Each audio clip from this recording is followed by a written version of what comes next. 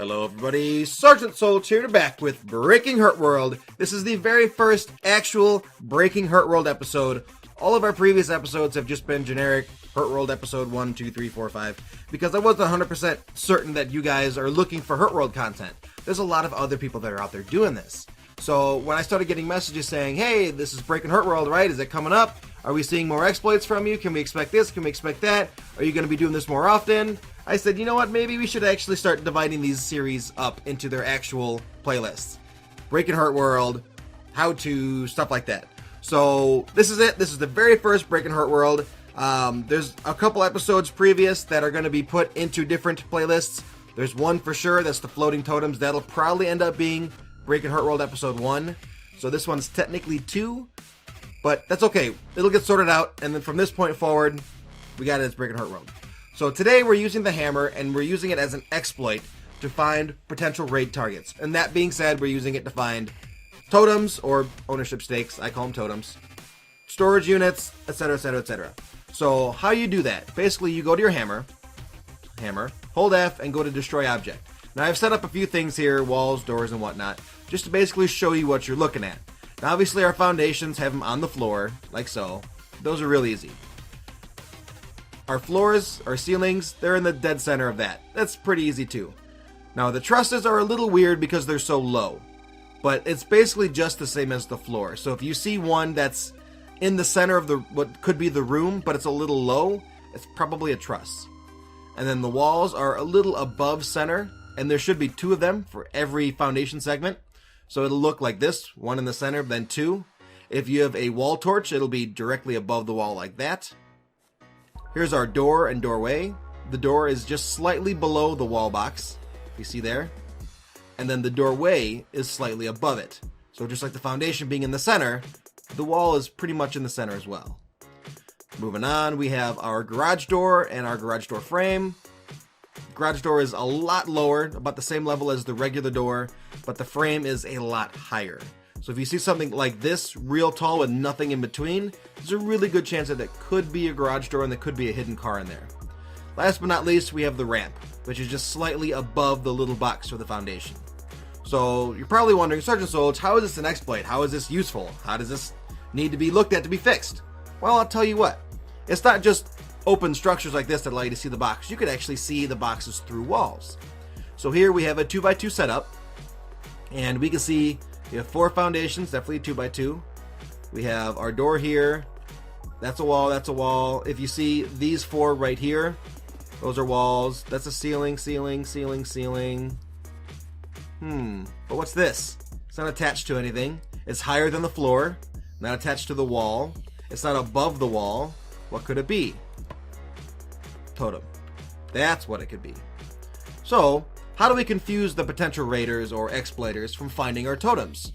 Which, it's pretty obvious where they sit. They don't attach to anything, they're just sitting in the middle of the room.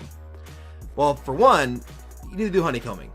It gives you a lot more boxes that could potentially confuse the exploiter, but it's not going to be 100% sure that it's going to actually save your base.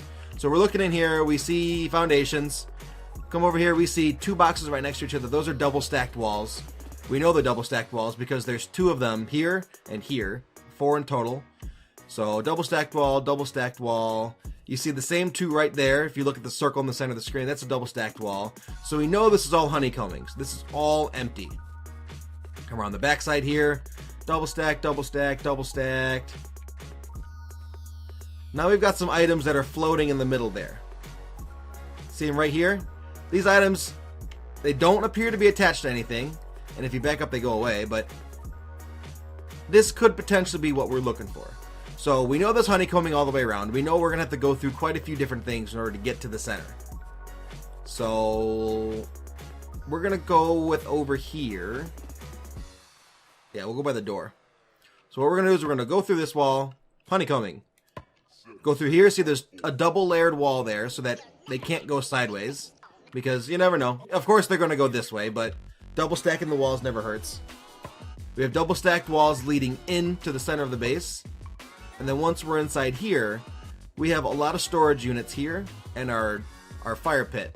That could potentially throw the raider off because the fire pit is almost at the same height that the totem is, as well as the workbench.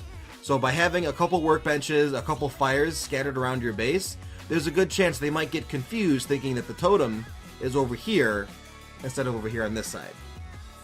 So that's pretty much it. It really is a bad exploit because it allows you to see into the base where you really shouldn't be able to.